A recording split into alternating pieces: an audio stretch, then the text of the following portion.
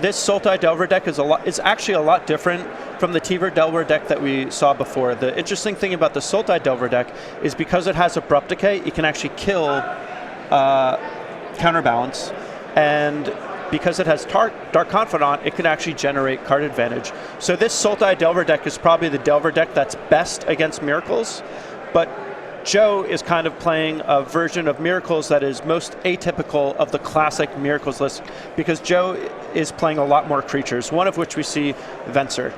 Yeah, Joe has 3 Vending Click and 2 Venser in his deck to go along with his 2 copies of Karakas. That is some resilient stuff. Now, when I played Shardless Sultai against Miracles, Venser gave me fits because you don't really have a clean way to kill it outside of Disfigure, which is bad against the rest of the deck. Yeah. So Venser was definitely very good. So we're going to see here Joe, Miracle and a Terminus. Ryan does have a Deathrite Shaman and a Dark Confidant, but along with the Venser on Joe's side of the battlefield, they're going to go to the bottom of the library. Yeah, it's kind of funny. Ryan's Sultai Delver deck is the version of Delver that is equipped to play a longer game, and Joe Lossett is playing the version of Miracles that is equipped to finish the game more quickly. So I think that'll make this a pretty interesting matchup. So Joe's going to go ahead and brainstorm. He found a copy of Sensei's Divining Top that he's going to deploy to the battlefield and just play an Arid Mesa and pass it back to Ryan. So it looks like both players are tied up at 16 apiece. Joe Lossett, who is second on our leaderboard, is up a game. And Ryan is just going to play a Pithy Needle here. So I have to imagine that Joe might respond by flipping his top, but let's see what happens. Yeah, I would certainly, if I was Joe, I would certainly be inclined to flip the top and then shuffle it away just so that I get a card out of it. One thing that is classic about this is you can see Ryan is on 2 lands only and Joe has 5. This is just a classic thing that the Delver decks do, is they're just able to operate on so few lands and they play so few that they're basically always behind on land drops. It is important to note that the Sultai Delver deck is a little more mana hungry than the Temur Delver deck, primarily because you have a lot more 2s. So not only do you have Tarmogoyf, but you also have Dark Confidant and cards like Hymn to Turak, and sometimes they even go up as far as having some copies of Liliana of the Veil. Yeah, things get helped out a little bit with Deathrite Shaman, but you're certainly right.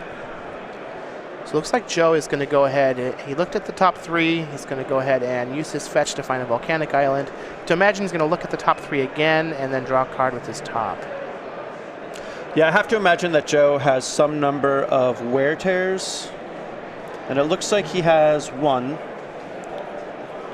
And Seal of Cleansing, does that kill artifact or just enchantment? Nope, that is a disenchant. Okay. So he may just be digging for one of those. Well, looks like there was a Terminus, so he's going to be safe for a bit, I guess. So both of these decks have a lot of ways to attack each other, so we'll probably see them fight over a diversity of number of resources. We'll probably see them try to leverage a mana advantage against each other at times, a card advantage at times, and a tempo advantage at times. So all metrics should be valuable in this matchup. It looks like Ryan did name top with the Pithy Needle, and Joe did a little trick there where you activate the top to look at the top 3, and then you tap it to draw. I believe other way around. With it still on the stack. Because he wants to draw first, put the top on top, and then rearrange the top 3 to hide it so that he doesn't draw it next turn. Right. But he did find another Brainstorm, which, I mean, it's a great card. Can't be upset with that. So I was mentioning how it's not that bad of a thing that Ryan is stuck on 2 lands. The one thing that is a problem is he doesn't currently have green mana. It was a Snapcaster Mage here from Joe Lossett. And what's better than 4 Brainstorms is being able to play more. Yeah. Snapcaster is pretty good. So it looks like the flashbacked copy of Brainstorm is going to get hit by a Spell Pierce from Ryan. So that's going to cut down on some of the card advantage. But Joe just has such a huge mana advantage here. Whoa! That is a haymaker. Entreat the Angels is great. Ooh. So Joe choosing not to play around another Spell Pierce, but is playing around a Daze notably. 2 Angels is probably going to be enough to get the job done, especially with the Snapcaster on the board and Ryan Conte only being at 16 life. So those Ollie and Trazis are going to shore this game up pretty quickly.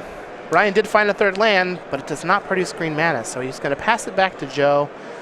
He's just going to send in for 10. That's going to knock Ryan all the way down to 4.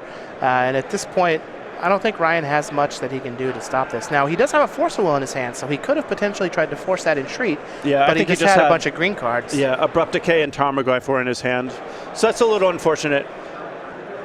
That is certainly a fun matchup, though, and I would like to see that again at some other point. I mean, watching Joe play is always great, and I'm not just saying that because he's on the same team as I am.